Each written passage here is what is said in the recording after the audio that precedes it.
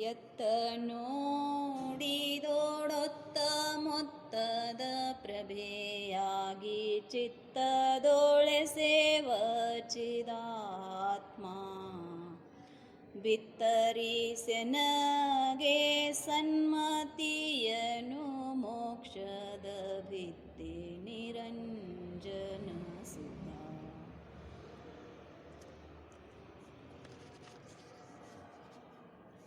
तो कल हमने देखा था कि भरत चक्रवर्ती के रानिया ने पूछा कि सिद्ध बनने की उपाय क्या है, वो बुद्धि हमें सिखा दो कि जिन सिद्ध भक्ति करने से सारा कर्म नाश हो जाता है क्या, और उसी से सिद्ध पदवी प्राप्ति होती है क्या। ऐसे जब उन्होंने प्रश्न पूछा तो भरतेश ने उसके लिए उत्तर दिया, सिर्फ भेद भक्ति से सिद्ध पदवी अथवा कर्म का नाश नहीं होता है, तो भेदा भेद भक्ति दोनों की सहायता से जीव को क्या हो जाता है, सिद्ध पदवी अथवा कर्मों की नाश होता है।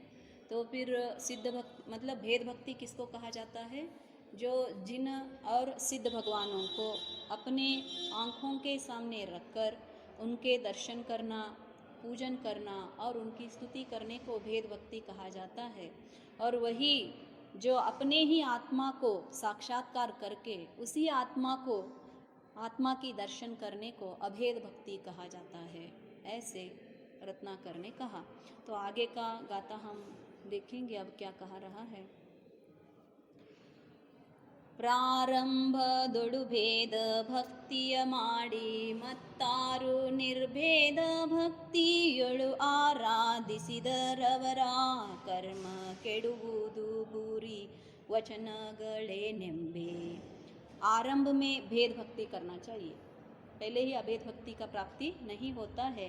जो आरंभ में भेद भक्ति करके जो कोई निर्भेद भक्ति करता है उनको आराधना कहा जाता है। जो 4 आराधना हमने बताया था ना, दर्शन आराधना, ज्ञान आराधना, तो उन्हीं आराधना से कर्म सारा क्या हो जाएगा, नाश हो जाएगा। मालूम हो गए। तो इसी से इसका और क्या वर्णना करना है, ऐसे यहाँ पे भरतेश कह रहा है।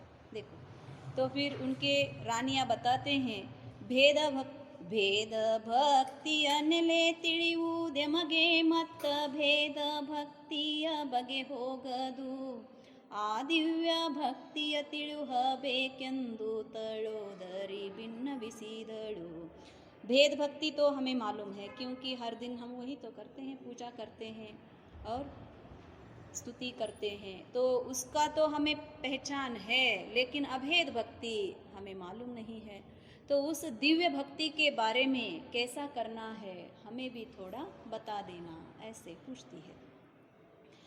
ಜಿನವಾಸದೊಳಗಿದಿರಿಟ್ಟು ಜಿನೇಂದ್ರನ ಮನವೊಲಿದರ್ಚಿಸಿದಂತೆ ತನುವಾಸದೊಳಗಾತ್ಮರೂಪ ನೋಡಿದರೆಲೆ ವನಿತೆ निर्भेद भक्तियದು। जिनवास किसको कहते हैं हम, जिनेंद्र भगवान जहाँ पे वास करते हैं इसको जिनवास, जिनालय, जिनवास, चैत्यालय ऐसे जो कहते हैं, ऐसे जिनवास में अगर भगवान रहते हैं तो उन भगवान को कैसे अर्चना करना है, भगवान का ही मनोली सी, मतलब भगवान का ही मन इतना प्रसन्न होना चाहिए, हमारा नहीं, भगवान का मन आपकी पूजा देख के, बोलते हैं ना भगवान प्रसन्न हो गए हमारे पूजा को देख के, ऐसे इतना प्रसन्नता होने के जैसे जो अर्चना करके फिर तनुवासदೊಳಗೆ, तनु मतलब शरीर। अब क्या है, जिनवास का भगवान को तो आपने जिन भगवान को प्रसन्न करने के जैसे पूजा किया, अब किसका करना है, इस तनुवास में, तनु मतलब शरीर, इस शरीर में वास करने वाला जो आत्मा है उस भगवान को, परमात्मा को आत्म रूप नोडिदरेले, मतलब अपने देह में अपने आत्मा का दर्शन करने को ही क्या कहते हैं, निर्भेद भक्ति। यहाँ पे भेद था, यहाँ पे अभेद है। यहाँ पे भेद कैसा था, भगवान और मैं ऐसा भिन्नता था, इसीलिए इसको भेद भक्ति कहा। अब अभेद मतलब क्या, शरीर में जो आत्मा स्थित है वो मैं हूँ अथवा अन्य कोई है, राइट। देह को मैं कहते हैं या तो आत्मा को मैं कहूँगा। यहाँ पे भेद विज्ञान होता है, इसीलिए यहाँ पे क्या कहा, शरीर को देखो, ऐसा भी नहीं कहा। शरीर में जो स्थित आत्मा है, किसके शरीर का, स्वयं निज शरीर, क्योंकि अन्य के शरीर के अंदर का वस्तु हम देख नहीं सकते हैं। सो जो निज शरीर में आत्मा स्थित है उनको देखने को ही नोडिदरेले, जैसे भगवान का यहाँ पे दर्शन आप बाहर से कर रहे हो, देख रहे हो ना, वैसे ही अपने आत्मा का अपने शरीर में जब जीव क्या करता है, दर्शन करता है, तो निर्भेद भक्ति यदि। तो यहाँ पे आप दर्शन करते तो क्या दिखता है भगवान में आपको? भगवान देखते हैं ना, क्या क्या देखते हैं? भगवान का समचतुरस्र आकार है, स्फटिक मणि का बना है, अथवा कोई शिला का बना है, ये सारा देखते हो ना। दर्शन में क्या देखते हैं? यही तो देखते हैं। अब आत्मा को कैसे देखे, आत्मा का आकार क्या है, आत्मा कैसा रहता है, ये तो बताया, अंदर में देखना है। फिर क्या होता है, क्या देखना है, तो आत्मा है कैसा, तो इसीलिए बताता है भरतेश, देखो, धरिसीद देह प्रमाणनात्मनुमय्य बेरसियु बेरसदೊಪ್ಪಿಹನು ಪುರುಷಾಕಾರನು ಚಿನ್ಮಯನೆಂದೊಳವರಿದು ನೋಡಲು ತೋರ್ಪನ ಬಲೆ। धरिसीद देह प्रमाणनु, आत्मा कितना रहता है, प्रमाण क्या है, देह का प्रमाण है। आप अगदी बड़े हो तो बड़े रहेगा, छोटा हाइट है तो छोटा रहेगा। तो जो आत्मा ने कौन सा देह का धारण किया है, उस देह का प्रमाण क्या है, आत्मा है। पहले तो हम प्रमाण देखते हैं ना, हाँ हाँ हाँ, बाहुबली भगवान कितना बड़ा है, श्रवण बेलगुड़ा में जाएंगे तो इसीलिए प्रमाण बताएगा अब आत्मा कितना है, कैसा होगा, यही तो प्रश्न हमारा भी होता है ना। तो इसीलिए बताता है देह प्रमाणनु आत्मनु, आत्मा कैसा है, जितना देह है उतना प्रमाण का आत्मा है। फिर कहाँ पे है, उसी देह में है। ये थोड़ा हमें डाउट हो जाता है, क्योंकि डब्बा में वस्तु है तो डब्बा का साइज का ही वस्तु है क्या, थोड़ा तो न्यून होना चाहिए ना, तो ही डब्बा में जाएगा। इक्वल टू रहेगा तो डब्बा में जाएगा क्या, नहीं। तो फिर यहाँ पे क्या बताता है, देह प्रमाणनु आत्मा, फिर कैसा है देह में, मय्य बेरसियु, मतलब जो मई मतलब देह, देह में ऐसा है कि बिल्कुल उसमें एक में हुआ है। देह और आत्मा आप ऐसे भिन्न भिन्न कर ही नहीं सकते हो। देह को इधर पे रखो, डब्बा में कुछ आप पानी डाला है तो पानी को भिन्न करो, डब्बा डिफरेंट में रखो, आधार आधे का संबंध बता सकते हैं। लेकिन इस देह में आत्मा ऐसा है कि मय्य बेरसियु, मतलब देह में ऐसा एक में हुआ है, इतना होता हुए भी बेरसदೊಪ್ಪಿಹನು, फिर भी उसका साथ टच तक नहीं किया है। दोनों आ गए ना, व्यवहार न्याय का भी बताया और निश्चय न्याय का भी बताया। व्यवहार न्याय से देह और आत्मा कैसे हैं, एक मेक है, और निश्चय न्याय से देह और आत्मा कैसे हैं, स्पर्श तक नहीं किया है। अब अद्दपुट्टम, पुद्गल को, देह को आत्मा टच तक नहीं करता है। जैसे कमल के पत्र बोला जाता है ना, कमल के पत्र मतलब क्या, कमल के लीफ, क्या बोलते हो, पत्र ही बोलते हैं ना, हाँ पत्र। जो पत्र रहता है दूर से देखेंगे तो ऐसा लगता है पानी के ऊपर ही कमल है, लेकिन नज़दीक जाके देखेंगे तो वो पानी को टच तक नहीं किया है। वैसे ही ये आत्मा देह में रहते हुए, देह से एक में होते हुए भी बंद कैसा होता है। बंद का डेफिनेशन हमने इस गाथा में पढ़ा, बंद का डेफिनेशन बताओ। हाँ, बज्जदि कम्मम जेनदु चेदा चेदन भावेन, और देह और आत्मा कैसे होते हैं, एक में होते हैं। मालूम हो गया, आत्मा में देह जाता है और देह में आत्मा जाता है। देखेंगे गाथा,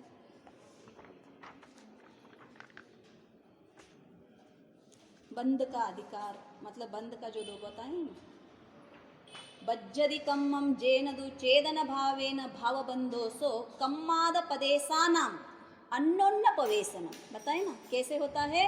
कर्म और आत्मा के प्रदेश, मतलब कर्म के प्रदेश और आत्मा के प्रदेश भिन्न भिन्न है या एक ही है, दोनों के प्रदेश अपने अपने भिन्न ही है। ऐसे कर्म के प्रदेश और आत्मा का प्रदेश भिन्न भिन्न होते हुए अन्योन्य प्रवेशेन प्रवेश करते हैं। अन्योन्यम मतलब ये इसमें प्रवेश होता है, वो उसमें प्रवेश होता है। जैसे दूध पानी, दूध में आपने पानी डाला तो दूध में पानी प्रवेश हुआ या नहीं हुआ? हुआ, बिल्कुल। और पानी में दूध प्रवेश हुआ या नहीं हुआ? हुआ। दोनों में भिन्नता करना आता है क्या हमें? नहीं आता है। इसको ही यहाँ पे इन्होंने क्या कहा, मैया बेरसियु बेरसदन। बंद तो है, किस नए से है? व्यवहार में से है। ऐसे आत्मा और देह अत्यंत कैसे हो गए हैं? अन्योन्य प्रवेश किए हैं, फिर भी एक को एक निश्चय ने से टच नहीं किया है। तो इसी के कारण जैसे हंस पक्षी होता है, पानी और दूध मिलते हुए भी सिर्फ दूध का ग्रहण करता है और पानी को छोड़ देता है, उसी प्रकार इस देह में क्या हुआ है? आत्मा पूर्ण रूप से बंद हुआ है अथवा उसमें प्रवेश किया है, फिर भी बेरसदोप्पिहनु उसके साथ थोड़ा भी वो बंद नहीं हुआ है। फिर कैसा है? पुरुषाकारनु। सिद्ध भगवान का, सिद्ध परमेष्टि के हमने जब गाथा पढ़ा तो उसमें क्या कहा? पुरुषाकाराः कहे ना, आत्मा किस आकार का है? पुरुषाकार। तो यहाँ पे तो पहला कैसे कहा? यहाँ पे जो देह में स्थित है जीव, उस आकार का आत्मा है। सेकंड में क्या कहा? पुरुषाकार। तो यहाँ पे सुनने वाले सारे स्त्री है, तो नेक्स्ट में क्वेश्चन पूछेगी अभी देखो, पुरुषाकारनु चिन्मयनु ಎಂದೊಳವರಿದು ನೋಡಲು ತೋರ್ಪನಬಲೆ। सो ऐसे जानकर आत्मा कैसा है? देह प्रमाण है और देह के साथ एक में होते हुए भी देह को टच भी नहीं किया है। और कैसा है? पुरुषाकार है। और उसका स्वरूप कैसा है? चिन्मया है। चिन्मया मतलब क्या? चित्त प्लस मया, जो चित्त है, आत्मा है, उसी का ही मय है। जैसे शुगर किस में है? मिठास में है। किन किन अंश में मिठास है? सभी अंश में। उसका एक भी पकड़ोगे तो भी वो शुगर है, स्वीट ही है। वैसे ही आत्मा किस किस अंश में चित्त में है, चैतन्य में है। मतलब हर उसका जो प्रमाण है, हर उसका जो आकार है, उस सभी में चिन्मय ही चिन्मय चिन्मय भरा है। मालूम हो गया? चित्तमय मतलब क्या? चिन्मय। तो उसका स्वरूप भाव कैसा है? चिन्मय है। इतना जान के देखो, यंदरिदु, पहला क्या कहा? अरिदु मतलब क्या? जान के। जह नाम कोई पुरिसो राजानम जानदी। पहला क्या करेगा? राजा को जानेगा, फिर उसको उसके ऊपर श्रद्धान करेगा। तो इसीलिए यहाँ पे भी क्या कर रहा है? कह रहा है भरतेश, ऐसा पहला जानो। आत्मा कैसा है? जो पहले का हमने विशेषण बताया, इस रूप से है, ऐसे जानकर फिर अंतर्दृष्टि डाल के जब आप देखोगे तो क्या करता है? आत्मा दिखता है। नोडलु तोर्पनबले दिखता है। फिर देखो, धूಳ राशियोಳೊಂದು ಸ್ಫಟಿಕದ ಪ್ರತಿಮೆಯ ಹೂಳಿದಂತಿ ದೇಹದೊಳಗೆ ಹೂಳಿರ್ದ ನಿನ್ನಾತ್ಮನೆಂದು ನೋಡಿದರಲ್ಲಿ ಢಾಳಿಸೂತಾತ್ಮ ತೋರುವನು। धूल राशियोಳೊಂದು स्फटिकದ प्रतिमे। स्फटिक जो प्योर स्फटिक है ना, हमने देखा नहीं है। हमने जो वसु राजा का कथा भी बता रहे थे, तो वसु राजा आकाश में बैठा है, आकाश में बैठा है, ऐसे लोग कहते थे। लेकिन वो आकाश में नहीं बैठा था। कहाँ बैठा था? उसका जो सिंहासन थे, उसको एक स्फटिक का कंब मिला था, स्तंभ। तो उसको उन्होंने 4 भाग करके वो सिंहासन के नीचे लगाकर उसके ऊपर बैठता था। और स्फटिक कैसा होता है? आर पार। यहाँ पे वस्तु है ऐसा नहीं दिखता है। आपने पद्म पुराण भी पढ़ा है, तब रावण ध्यान के लिए बैठता है, शांति विधान करके, बहुरूपी विद्या का साधन करने के लिए। और वो मंदिर को कैसा बनाया था? घर को स्फटिक से बना था। और कितने लोग जो सैनिक आते थे इसको मारने के लिए, यहाँ पे वाल है, कंबा है अथवा जगह है, मालूम ही नहीं होता था। तो वो जा जा के उसको मार लेते थे ना, तो इसको स्फटिक कहा जाता है। मालूम हो गया? तो यहाँ पे ये क्या कह रहा है, पहला तो है एक स्फटिक का प्रतिबिंब, और वो किसमें घुस गया है, जो धूलि का राशि है उसमें जाके अंदर पड़ा है। और स्फटिक का एक स्वरूप क्या है, किसके सामने जाएगा उस रूप से परिणमन करेगा, तो अब धूलि के जैसा ही लगेगा। आदमी को ये धूल है या स्फटिक है मालूम नहीं होता। हमारा आत्मा का भी वही प्रॉब्लम है, जिस जिस देह में जाएगा उस रूप हो जाएगा। ये तो आकार से हो गया, परिणाम से भी जब क्रोधी होगा, क्रोध आएगा तो क्रोधी बनेगा, जब मान आएगा तो मानी बनेगा। तो किस भावनाएं उसके सामने सामने रहते हैं, जब धन की प्राप्ति होगा तो धनिक बनेगा, बनेगा या ना बनेगा। तो इस रूप से ये भी परिणमन होता है स्फटिक मणि के जैसे। स्फटिक मणि के सामने लाल रंग का फूल रखेंगे तो वो पूर्ण रूप से लाल बन जाएगा, बन जाएगा या ना बन जाएगा। तो उसी रूप से ये आत्मा भी है, तो इसीलिए यहाँ पे दृष्टांत दे रहा है। इसको ऊपर में समझाया तो समझ में नहीं आया, तो बाहर की कुछ उपमा देना चाहिए ना, तो इसलिए दृष्टांत कहता है जैसे धूल राशि में क्या पड़ा है, एक स्फटिक का प्रतिमा पड़ा है, तो वो कैसा है, वैसे ही हमारे भी आत्मा ये धूलि के राशि में, जो शरीर कैसा है, पुद्गल का राशि, पुद्गल का पिंड, धूल का राशि, इसमें ऐसा चैतन्य चित चमत्कार आत्मा क्या हुआ है, पड़ा है। तो उस आत्मा को अब कैसा देखना, आत्मा तो है या नहीं है, है। तो करना क्या है, धूली राशि से प्रतिमा देखना है तो धूली को हटाना है। तो हमारा भी अब काम क्या करना है, इस देह को हटाना, मतलब इसको निकालना नहीं है, कैसा करना है देखो। हूलिर्दनेन्नात्मनेंदु ढाड़ी सूतात्म तोरुवनु, उसके ऊपर ही लक्ष्य डाल के धूड़ी को निकाल के, मतलब देह के ऊपर हमारी जो लक्ष्य है उस लक्ष्य को निकाल कर अंतर्दृष्टि जब करेंगे तो प्रकाशी सुता, ढाड़ी सुता मतलब जोर प्रकाशमान होके आत्मा प्रकाशित हो जाएगा। हमें करना ही वही है ना, प्रकाशित करना है। प्रकाशित मतलब क्या, प्रकाश कहाँ पे चाहिए, जो वस्तु को हम देखते नहीं हैं, प्रकाश के आधार से। दीप क्यों जलाते हो आप, भगवान के सामने दीप जलाते हो ना, क्यों जलाते हो,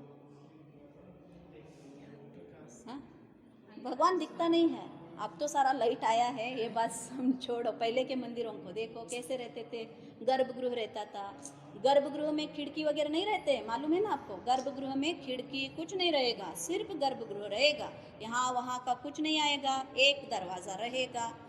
और बाहर में भी मंदिर थोड़ा सा डार्क डार्क ही रहते थे, तो मंदिर में प्रकाश नहीं आता, भगवान को देखे कैसे, अभी दीपक के बिना भगवान दिखता है क्या, नहीं दिखता है। तो इसीलिए प्रकाश क्या करती है, वस्तु को प्रकाशित करता है। अब हमारे आत्मा को प्रकाशित कौन करेगा, वो भी तो नहीं दिख रहा है ना, दिखने के लिए क्या चाहिए, हमें प्रकाश चाहिए। वो प्रकाश कैसा आता है, वही तो अंतरंग में दृष्टि डालोगे तो प्रकाशित हो जाएगा। कौन प्रकाशित हो जाएगा, आत्मा, आत्मा प्रकाशित हो जाएगा तो हमें भी जरूर दिखेगा। तो इसीलिए बता रहा है कि ऐसे जो आत्मा इस शरीर में क्या हुआ है, धूली के राशि में पड़ा है, उस धूली को निकालेंगे तो वो दिखता है। ये सेकेंड टाइप से पढ़ा। फिर देखो, स्फटिकद प्रतिमेयु चर्म दृष्टिगे हस्त पुटके संधि सूदंतल दिटदोड़ात्मन रूपु बयल रूपीन दೊಂದು स्फटिकद प्रतिमे ಎಂದೆನಿಸು। उसका ही और थोड़ा एग्जाम्पल दे रहा है, जैसे स्फटिक प्रतिमा, चर्म दृष्टि, इसको चर्म दृष्टि कहते हैं, चर्म की आँख है ना, इसको नहीं दिखता है। दृष्टांत भी दिया ना हमने, जैसे शांतिनाथ भगवान की विधान कर रहा था, उसके सारे एक कैसे बने थे। इसका इवन इसमें भी आती है, महाभारत में जब दुर्योधन आता है, किनके घर, पांडव ने घर बनाया था, मालूम है ना, याद होगा। तो वो घर कैसे बनाए थे, मैजिक के जैसे, जहाँ पे दरवाज़ा था, दरवाज़ा का जैसे दिखता था लेकिन वो दरवाज़ा नहीं रहता था, और जैसे वहाँ पे ओपन स्पेस है ऐसा दिखता था लेकिन वहाँ पे वॉल रहता था। तो पहला क्या करता है, ये सारा ओपन है, यहाँ से बाहर जाऊँगा ऐसे समझता है, और वहाँ पे जाने के लिए ट्राई करता है दुर्योधन, और वॉल से टकराता है। ये सारा याद है ना। तो ये स्फटिक मणि की कार्य है। तो ऐसे ये क्या बताता है, एक चर्म चक्षु को इस स्फटिक मणि का दिखता नहीं है प्रतिबिंब, और हस्त पुटके, और ये आत्मा भी ऐसे ही एक चर्म चक्षु को, और अगर नहीं दिखा तो हम क्या करते हैं, वस्तु जो दिखता नहीं है उसको हाथ लगा के देखते हैं। जो अंधे रहते हैं वही करते हैं ना, पैसे दे देंगे तो भी उसका साइज देखेंगे, हाँ ये 5 रुपए का है, ये 10 रुपए का है, ऐसा देखते हैं ना। तो हस्त लगा के उस वस्तु का ज्ञान कर लेते हैं। चक्षु अचक्षु दर्शन बोलते हैं ना। चक्षु दर्शन मतलब आंख से देखना, अचक्षु मतलब अन्य जो इंद्रिया है उनसे वस्तु का क्या करना, ज्ञात करना। तो इसी को ही यहाँ पे भी कह रहा है कि स्फटिक की जो प्रतिमा है वो कैसे चर्म दृष्टि को और हस्त को कभी भी मतलब आता नहीं। अलिंग ग्रहणम याद आ गया, जो अलिंग ग्रहण है, जैसे स्फटिक मणि का जो प्रतिबिंब है वो जैसे लिंगों से, ये जो पांचों हमारे लिंग है इनसे ग्रहण नहीं होता है, उसी रूप ये जो स्फटिक की प्रतिबिंब जैसे लिंग से ग्रहण नहीं होता है, ऐसे ही है हमारा जो आत्मा है ये भी लिंगों से, बाहर की जो इंद्रियों से दिखता नहीं है, अति इंद्रिय है। फिर है कैसा, तो फिर दिटदोड़ात्मन रूपु बयल रूपी न द्वंद्व, कैसा रूप है उसका, जो बैल मतलब इसको आकाश, एम्प्टी स्पेस के जैसा है आत्मा, ऐसा ही है। अंतरंग में देखोगे तो बैल का जैसा, ऐसा फुल, उसमें कोई पुद्गल नहीं, कोई जड़त्व है ही नहीं है। तो ऐसा बयल रूपी न द्वंद्व स्फटिका प्रतिमेयन्त्यनिसु, इसीलिए स्फटिक का उदाहरण आत्मा के लिए दिया करते हैं। तो ऐसे स्फटिक के प्रतिबिंब के जैसे हमारे शरीर में अपना आत्मा है। तो ये अभेद की भक्ति करने के लिए, आत्मा को देखने के लिए बता रहा है। तो फिर बोलता है तो ऐसा है तो फिर कैसे देखे, हमें भी आता है ना क्वेश्चन। तो बोलता है कैसा देखना है, ಆಸೆ ಎಲ್ಲವ ಬಿಟ್ಟು ಕಣ್ಮುಚ್ಚಿ ಏಕಾಂತವಾಸದೊಳಗೆ ನೋಡಿದರೆ ಮಾಸದೆ ಬೆಳಗ್ಗೆ ಮೈಯಾಗಿ ಸುಜ್ಞಾನವ ಸುಸೂತ ತೋರುವನಾತ್ಮ। डिट्टो मैंने जो बताया था वही बताया उन्होंने। आसे यल्लव बिट्टू, पहला कंडीशन निरीहा निस्पृहा, आशा तो छोड़ना पड़ेगा। आशा किसी का भी, आकांक्षा छोड़ो मतलब किसका छोड़े अभी ये बताओ। सम्यक दर्शन की आशा भी छोड़ना है। आकांक्षा निकांक्षा भाव यहाँ पे आना चाहिए। तत्तस्य गत चिंता, संस्कृत में भी श्लोक है, आत्मा को देखना है तो क्या करना, पहला तत्तस्य गत चिंता निर्जनता आसन्न भव्यता भेद ज्ञानम परस्मिन् निर्ममता ध्यान हेतवाह, ये सारे ध्यान के कारण है। पहला क्या होना चाहिए, तत्तस्य गत चिंता, जो कोई हुआ है होने वाला है इसका चिंता छोड़ दो। पहला निर्चिंता निरीहा निस्पृहा, ये भावना पहले में आना चाहिए। जब तक आशा हमारे में है वो तो आपको नहीं छोड़ेंगे। वो क्या करेंगे, पूर्ति होने तक आपको तड़पेंगे, मालूम है ना। एक आशा उठ गया तो हर पल, अब देखो हमारे जो संयम है, हमारे दीदी का बेटा को हमने बोल दिया साइकिल ला के देंगे, कब कब फ़ोन करेंगे, तब वही पूछता है वो। तो ऐसे हमें बच्चों का लगता है, लेकिन हमारे में भी अंदर में वो आशा पूर्ति होने तक उसी के पीछे लगे रहते हैं। तो इसीलिए आशे यल्लव बिट्टू, पहला सब आशाओं को छोड़ो। तत्तस्य गत चिंता निर्जनता, निर्जनता मतलब निर्जन, जहाँ पे भी जन नहीं है मतलब एकांतवास, निर्जनता। फिर तत्तस्य गत चिंता निर्जनता आसन्न भव्यता, दूसरा कंडीशन आसन्न भव्य होना चाहिए। आसन्न भव्य किसको कहा जाता है, जो 3, 4, 5, 10 इतने भाव में जो मोक्ष जाने वाला है उसको आसन्न भव्य। दूर भव्य का काउंट नहीं है, अनंत भव में जाएगा वो, तो उसका काउंटिंग हम नहीं करेंगे। आसन्न भव्यता, भेद ज्ञानम, भेद विज्ञान तो होना ही चाहिए। फिर परस्मिन् निर्ममता, जो पर वस्तु में ममता भाव है उसमें क्या होना चाहिए, निर्ममता भाव होना चाहिए, परस्मिन् निर्ममता। ध्यान हेतवाह, ध्यान की बता रहे हो फिर सम्यक दर्शन के लिए क्यों चाहिए ये ध्यान, कब होता है? अब देखो आके क्वेश्चन वो भी बच्चों पूछेगी, क्यों ध्यान आता है ये भी मैं बताऊंगी, इसको भी ध्यान क्यों कहा जाता है। देखो ये सेम यहाँ पे भी आया, आ से एल्लव बिट्टू कन्मुच्ची, ओपन आंख रखेंगे आत्मा कभी भी नहीं दिखेगा। तो पहला क्या करना, आंख बंद करना। क्यों? बाद में जब आप एक्सपर्ट हो जाएंगे तब आप आंखें खोले रखकर भी आत्मा देख सकते हो, लेकिन स्टार्टिंग स्टेज में नहीं हो सकता। स्टार्टिंग स्टेज में क्यों, जो बाहर में जा रही है दृष्टि अब अंदर में करना है, तो आंखें तो बंद करना पड़ेगा। तो इसीलिए कन्मुच्ची, फिर क्या करना, एकांत। यहाँ पे भी क्या कहा उन्होंने, निर्जनता कहा ना, एकांत वासदೊಳಗೆ, ऐसा बाहर की होते हुए, नोडिदरे, कहाँ पे देखना है अभी, आंखें तो बंद करो कहते हो और देखो भी कहते हो, किसको देखो? तो आंखें बंद करना, दृष्टि अंतरंग में करना, देखने का बंद नहीं करना, दर्शनोपयोग आपका चालू ही रहना चाहिए। मालूम हो गया? तो क्यों, जागृत अवस्था में ही सम्यक दर्शन होता है, आंखें बंद कर दिया तो नींद आ जाती है, क्या करे, होता है ना प्रॉब्लम।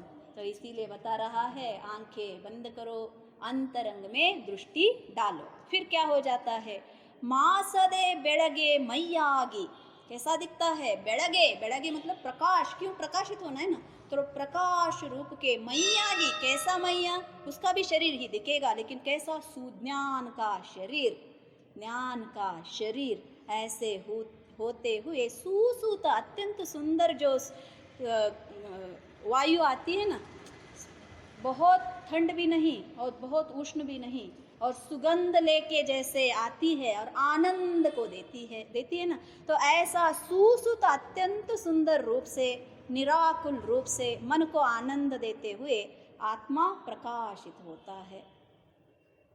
फिर देखो लिखते हैं, उन सबको फील हो गया होगा? हाँ हो गया ना, बोलता है ना, खुद बोलता है। देखो इतना कॉन्फिडेंस से लिख रहा है, उसको आगम की भी पूर्ण ध्यान है, सभी आगमों का नाम भी लिखा है आगे, सभी आगमों का बोलता है, कुंद कुंदाचार्य प्रावृतगणम, फिर हमारे पद्मनंदी आचार्य की आप पंचविंशति पढ़ रहे हो उसका बताएगा, ज्ञानार्णव का बताएगा, और कुजपाद आचार्य की इष्टोपदेश बताएगा, और समाधि शतक बताएगा, सभी आगम का उनको ज्ञान है। धवलादि ग्रंथों का, क्योंकि मूढ़ बिद्री में धवलादि का बहुत बड़ा सा ज्ञान है, और तो उसका भी ज्ञान है उसको, धवलादि सारी का, आगम आध्यात्म का पूर्ण रूप का ज्ञान का बहुत मुख्यता दिया है। तो इसीलिए अपने आप हो जाता है, लब्धि मिलते हुए भी, काल लब्धि बोलते हैं आचार्य, कितने बार मिले हैं, अनंत बार काल लब्धि मिलके गया है जीव को, किया नहीं है इसने पुरुषार्थ, जो विशुद्धि प्राप्ति हो गई उसमें संतुष्ट हो गया। जैसे हमें ये क्या गाड़ी बंगला घर सारा मिल गए तो हम संतुष्ट हो गए हैं, खाना मिल रहा है, गाड़ी है, बंगला है, बीबी है, बच्चे हैं, और क्या चाहिए, स्वर्ग से उत्कृष्ट सुख मिल रहा है, ऐसे समझ के सुप्त हो गए हैं। सुप्त मतलब क्या मालूम है ना, इसका वर्ड दिखता है यहाँ पे भी, आचार्य ने भी लिखा है, हम कैसे हो गए हैं, सोए हुए पुरुष के जैसे सुप्त हो गए हैं, सब मिला है हमें याद नहीं है। देखो आचार्य ने, हम परसों पढ़ रहे थे, हमें तो आश्चर्य लगा, एक बार जिसने आत्मा का दर्शन किया, काल बीतने के बाद फिर एक प्रथमोपशम होती है। देखो मालूम हो गया ना, सो सूत तो रुवनात्मा। हाँ अब आगे देखो, तो फिर क्वेश्चन आता है, एक ही दिन में आत्मा दिख जाएगा क्या, मैं ऐसा करूँगा? तो देखो, ನೋಡಿದರೊಂದೇ ದಿನಕ್ಕೆ ತೋರನಾತ್ಮನು ಕೂಡೆ ಕೂಡಾಸರದನು, ನೋಡೂತ ಅಧ್ಯಾತ್ಮವ ಮಾಡೂತ ಅಭ್ಯಾಸವ ಮಾಡೇ तोर्पनु क्रमದಿಂದ। एक ही दिन में आत्मा नहीं दिखने वाला है, आपको मालूम हो गया? तो क्या बोलता है, ನೋಡಿದರೊಂದೇ ದಿನಕ್ಕೆ, एक ही दिन में आत्मा दिखेगा क्या? बताए ना, इतना ऐसे करने से आत्मा दिखता है, तो नहीं दिखता। क्या करना है, नोडूता अध्यात्मवा, हर दिन प्रैक्टिस करना है, अंतरंग में जाना है, आत्मा दिखता है क्या, देखना है, नोडूता अध्यात्मवा, बोर होना नहीं है, उसका ही अभ्यास करना है। अब एक गणित आपको नहीं आ रहा है, बताए ना, ಆಸೆ ಎಲ್ಲವ ಬಿಟ್ಟು ಕಣ್ಮುಚ್ಚಿ ಏಕಾಂತದೊಳಗೆ ಕುಳಿತು, कन मुच्ची मतलब आँखों को बंद करना, सभी आकांक्षाओं को छोड़ना, एकांत में बैठना, नींद मत करना, अंतरंग में देखना। दृष्टि अब बाहर अंतरंग में भी जाओगे तो भी दृष्टि हमारी बाह्य में रहती है, उस बाह्य का दृष्टि अंतरंग में मोड़ना है, अंदर को जाने की प्रयास करना। तो वही तो बताए ना अभी, बैल जैसे ऐसे ही दिखने वाला है। देखने की आदत पड़ गई ना कि हम सब कलर वर्ड सब हाँ ये नहीं दिखे, हाँ चीज़ है उसको अंदर देखना देखेगा, मिलेगा, वही देखेगा, अमूर्तिक ही है, लेकिन वहाँ पे ज्ञान का आपका ग्रहण हो जाएगा ना। इसीलिए बताए ना, मईयागी सुज्ञान वेल्लव, देह कैसा दिखेगा वहाँ पे? ज्ञान का शरीर दिखेगा अंतरंग में। जहाँ पे आपको ज्ञान का ग्रहण हुआ, आत्मानुभूति ही इति शुद्ध नयात्मिकाया ज्ञानानुभूति ही, आचार्य ने भी कहा ना, जहाँ पे ज्ञान का ग्रहण हुआ समझ लो आपका आत्मानुभूति हो गया। ज्ञान तो अभी भी चल रहा है ना, पर आपको अंदर में जानने के बाद मालूम होगा ज्ञान क्या है, ये क्या है, कैसा जान रहा है। आप ज्ञान का फल को भोग रहे ये हैं। इंद्रियों के बस ज्ञान चल रहा है, वो अपने नहीं, ये ज्ञान आपको लग रहा है, ये ज्ञान नहीं है, ये तो गे का गेय लुब्धा कहते ना, आप तो जो गे पड़ा है ना आईना में उसका ग्रहण कर रहे हो, इसीलिए मोहित हो गए हैं। घर मेरा, बीबी मेरी, बच्चे मेरे, शरीर मेरा, शरीर मैं हूँ। तो ये गेय है जो ज्ञान में झलक रहा है, उस प्रोडक्ट में हम क्या हो गए हैं? एकत्व हो गए हैं, जान रहे हैं भी नहीं है, उसके साथ एकत्व हुआ है। अब आगे बताएगा एकत्व हुआ है। देखो, तो ऐसा अध्यात्म का हर दिन भी अभ्यास करने से क्रमदिंदा विशुद्धि बढ़ती जाएगी। आज से कल ज़्यादा बढ़ेगा, कल से आगे ज़्यादा बढ़ेगा। इसका विशुद्धि रूप में क्या करना? हर दिन बढ़ाते बढ़ाते बढ़ाते जाना। कितना विशुद्धि आएगी उतना आपको क्या होगा? हेल्प होगा। मालूम हो गया? पूजा आदि भी विशुद्धि के लिए करना है, और ये सारे संसार की आकांक्षा के लिए पूजा आदि मत करना। मुझे बच्चे दे दो, मुझे पैसे दे दो मुझे घर दे दो, बस अब ये आकांक्षा छोड़कर विशुद्धि की परिणाम के लिए भगवान की अभिषेक देखेंगे तो क्या लगना चाहिए हमें? ये जो भगवान की ऊपर की धूली कैसे धूके जा रही है, मेरे मन में ये जो सारे दोष कषायों की, मान, क्रोध, लोभ, माया और विषय की जो कोई भोग की आकांक्षा है, ये सारा भी पानी के जैसे धूके चले जाए। ये परिणाम हमारे में आना चाहिए। क्लीन क्यों करते, स्नान क्यों करते? मैल चले जाने के लिए। तो भगवान की मैली जैसे पानी डालने से धूल चली जाती है, मेरे अंतरंग की मैली भी दूर चली जाए, एक परिणाम हमारे में होना चाहिए। अरे भगवान के अभिषेक देख दिया, आज मुझे पैसा का कमाई हो जाए, ऐसा नहीं दोनों व्यत्यास है, दोनों भी जीव एक ही है, एक मोक्षार्थी है, एक स्वर्गार्थी है। करेगा काम एक ही, करेगा काम एक ही, पूजा करेगा, स्तुति करेगा, उपासना करेगा, सब करेगा, लेकिन ये क्या करेगा? मेरे अंतरंग की ये भोग की आकांक्षा चले जाए करके करेगा, और एक की मेरे आकांक्षी क्या हो जाए? बड़े नहीं, उसका प्राप्ति हो जाए, लब्धि हो जाए, आज मुझे क्या मिलना है वो मिल जाए, है ना वो तो रहता ही, पैकेज बढ़ जाए, प्रमोशन बढ़ जाए, ये सारा होते हैं ना। आज मुझे मैनेजर ना डांटे, ज्यादा लोग तो उल्टे उसमें ही चलना चाहते लोभ है ना, लोभ हो गए। इसी तो संसार बढ़ा रहे हो, कोई तो संसार का बढ़ती कर रहा है और कोई संसार को घटा रहा है। तो इसीलिए कभी भी बताते हैं ना, दो मार्गी है, संसार मार्गी को मोक्ष मार्गी में एंट्रेंस ही नहीं है। मोक्ष में क्या है? घटाना है, और संसार मार्ग में क्या है? बढ़ाना है। तो दोनों विरुद्ध हो गए ना। तो इसीलिए संसार मार्गी को मोक्ष मार्गी नहीं करेंगे, उनको अच्छे ही नाम दिया है, स्वर्गार्थी दिया है स्वर्ग का इच्छुक है वो, और मोक्ष की इच्छुक को क्या कहेंगे? मोक्षार्थी। तो हमारे परिणामों को हम देखना है, बस हमें क्या इच्छा है। बिना इच्छा के तो काम हम नहीं करेंगे, ये भी याद रखना। मंदिर दौड़ दौड़ के आ रहे हैं, पूजा कर रहे हैं, कुछ ना कुछ तो हमारी होगी ना आकांक्षा, तो किस और की है तो क्या है इसको देखना। तो हमें तो अब आगे जाना है। देखो, ಕರ್ಮವೆಲ್ಲವೂ ಜರಿವುದು ಮುಕ್ತಿಯಹುದು ಸದ್ಧರ್ಮದೋಳುತ್ಕೃಷ್ಟವಿದನು ದುರ್ಮುಖರೊಪ್ಪರು ಸುಮುಖರೊಪ್ಪುವರು ಸುಶರ್ಮ कांक्षिनी लाली संदा। इतना करने से क्या होगा, उसका क्वेश्चन भी वही था, मुझे कर्म सारा नाश करना है, क्या उपाय है बताओ। तो फिर बताया अगर तुम इतना अभ्यास करोगे, आध्यात्म का अभेद भक्ति करोगी तो क्या होगा, कर्म वेल्लव जरिवुदु, मतलब कर्म सारा तुम्हारा निर्जरा होके जाएगा। तब तुम्हें क्या प्राप्ति होगा, मुक्ति यहुदु, मुक्ति हो जाएगा। फिर सद्धर्मदोड़ु उत्कृष्ट विदनु, इसको ही उत्कृष्ट भक्ति कहा है, जो सद्धर्म में है। जो सद्धर्म मतलब क्या, मेरा सच्चा से कल्याण करे भैया। जैसे एक बार स्वर्ग को दे के नेक्स्ट टाइम नरक में ढकलने वाला, ऐसा नहीं चाहिए। हमें कैसा चाहिए, हर पल मेरा उन्नति उन्नति उन्नति ही हो जाए।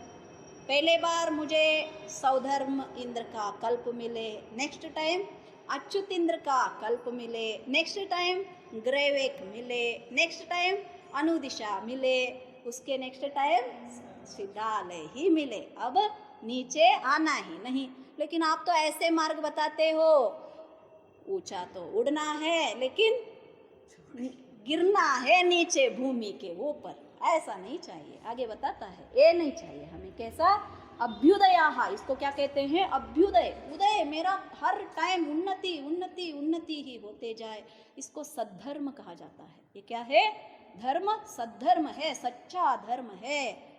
तो ऐसा धर्म में इस क्रिया को अत्यंत उत्कृष्ट कहा है। ये तो दुर्मुख रोपरु, इतना कहते हुए भी जो अभव्य जीव है, जो दुर्मुख है, वो तो कितना भी कहो मानने वाला नहीं है। तो सुमुख रोपरु, जो अच्छे लोग हैं, जो भव्य लोग हैं, वही तो क्या करेंगे, मानेंगे। फिर सुशर्म कांक्षिनी, मतलब सुशर्म, शर्म मतलब क्या, मैंने कहा था शर्म मतलब सुख, सुशर्म। अब शर्म सुख ही तो है, अच्छा सुख, और बुरा सुख कुछ तो होता है क्या तो बोलता है तू तो कैसी आकांक्षिनी हो, आकांक्षिनी है लिखा ना, सुशर्म कांक्षिनी। तो तुम कैसी आकांक्षिनी हो, सुख की ही आकांक्षिनी हो, लेकिन कैसे सुख का, सुशर्म, अत्यंत उत्कृष्ट अच्छा सुख, क्योंकि सिद्ध सुख की आकांक्षा तुम कर रहे हो। अनवरत सुख विहुदु, कभी भी सुख एक क्षण के लिए भी अबाधा होने वाला, कोई आकर आपको सुख को लेने वाला ऐसा कुछ भी नहीं है, पराधीन तो है ही नहीं है। ऐसे निराकुलता की सुख की आकांक्षिनी हो, और यही क्या है, सच्चा धर्म है। और इसी कारण से तुम्हारे सारे क्या होने वाले हैं, कर्म का नाश होने वाला है।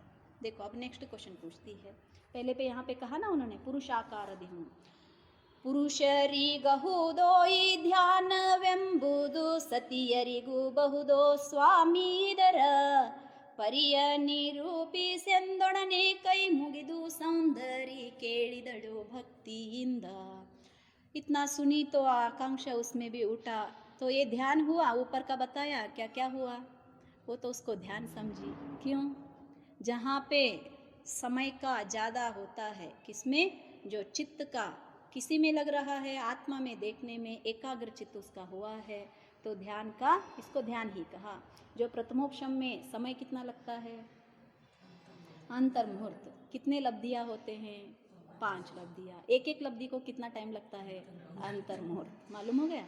तो और जो लास्ट का करण लब्धि में 3 भाग है, अदप प्रवृत्ति करण, अपूर्व करण और अनिवृत्ति करण, उनमें भी तीनों को भी अंतर्मुहूर्त अंतर्मुहूर्त अंतर्मुहूर्त ही लगता है।